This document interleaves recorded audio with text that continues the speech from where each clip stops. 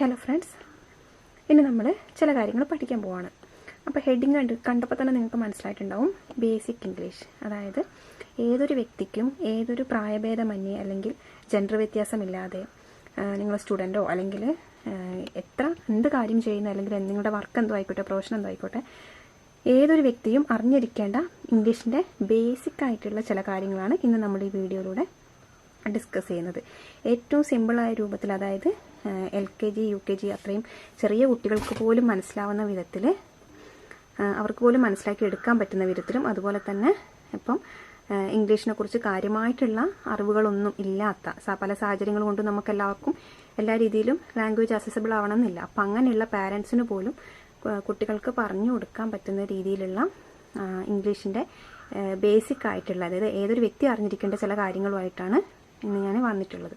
അപ്പോൾ ഇത് കാണുമ്പോൾ തന്നെ നിങ്ങൾക്ക് മനസ്സിലായിട്ടുണ്ടാവും ഇംഗ്ലീഷിൻ്റെ ഏറ്റവും ബേസിക് ആയിട്ടുള്ള ഗ്രാമറാണ്. ഗ്രാമറിൻ്റെ ഡീപ്പായിട്ട് ഉള്ളിലേക്കൊന്നും പോയിട്ടില്ല, എന്നാൽ അടിസ്ഥാനപരമായിട്ട് നമുക്കിത് അറിഞ്ഞിരിക്കേണ്ടതാണ്. ഈ ഇത്രയും കാര്യങ്ങൾ അറിഞ്ഞാൽ തന്നെ നമുക്ക് അത്യാവശ്യം ഇംഗ്ലീഷ് കമ്മ്യൂണിക്കേറ്റ് ചെയ്യാനും അല്ലെങ്കിൽ മറ്റൊരാൾ പറയുമ്പോൾ തിരിച്ചറിയാനും ഒക്കെ നമുക്ക് ഈ ഒരു വീഡിയോ കൊണ്ട് സാധിക്കും.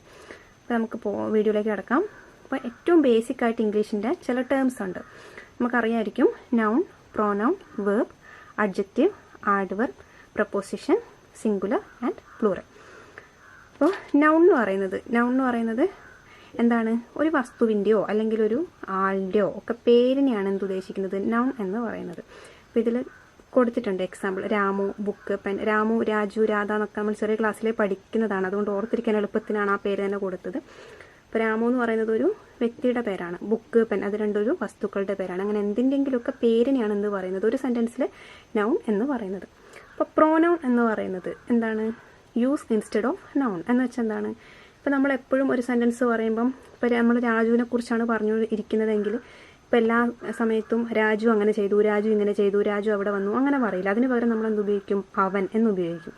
അങ്ങനെ നൗണിന് പകരം ഉപയോഗിക്കുന്ന വേർഡ്സിനെയാണ് എന്ത് പറയുക? പ്രോനൗൺ എന്ന് പറയാം.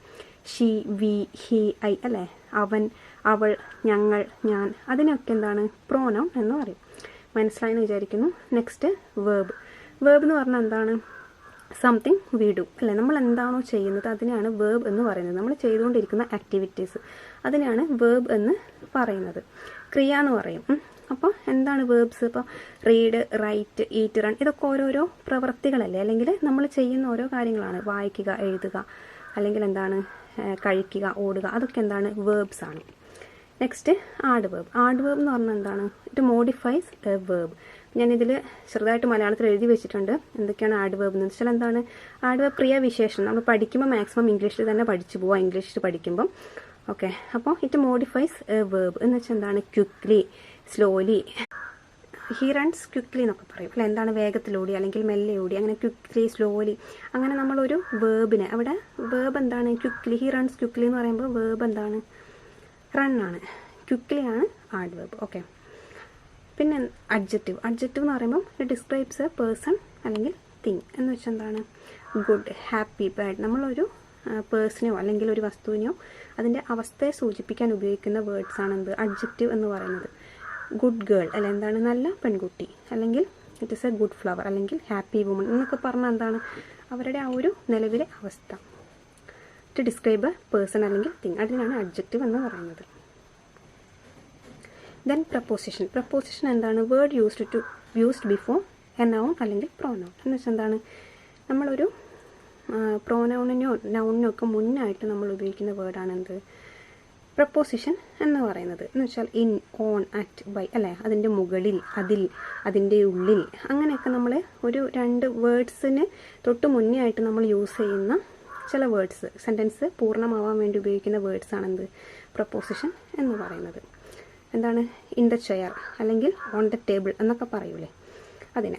നെക്സ്റ്റ് എല്ലാവർക്കും അറിയായിരിക്കും സിംഗുലർ, പ്ലൂറൽ എന്ന് പറയുന്ന വേർഡ്സ്. സിംഗുലർ എന്താണ്? സിംഗിൾ വേർഡ്സ്, ഒന്നിനെ സൂചിപ്പിക്കാൻ ഉപയോഗിക്കുന്നു. ഫ്ലവർ, ബുക്ക് അല്ലെ? എന്താണ്? ഒരു പൂവ് അല്ലെങ്കിൽ ഒരു പുസ്തകം.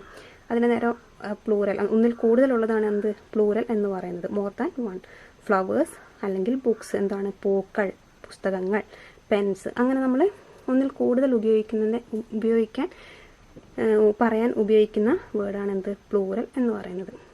അപ്പോൾ ഇത്രയാണ് എന്ത്? ഇംഗ്ലീഷിൻ്റെ ബേസിക് ആയിട്ടുള്ള ചില ടേംസ്. അപ്പോൾ ഇത്രയും ടേംസ് നിങ്ങളൊന്ന് മനസ്സിലാക്കി വെച്ചാൽ തന്നെ ഒരു സെൻറ്റൻസിൻ്റെ ബേസിക് ആയിട്ടുള്ളൊരു അറിവ് നിങ്ങൾക്ക് ലഭിക്കും. Okay, thank you.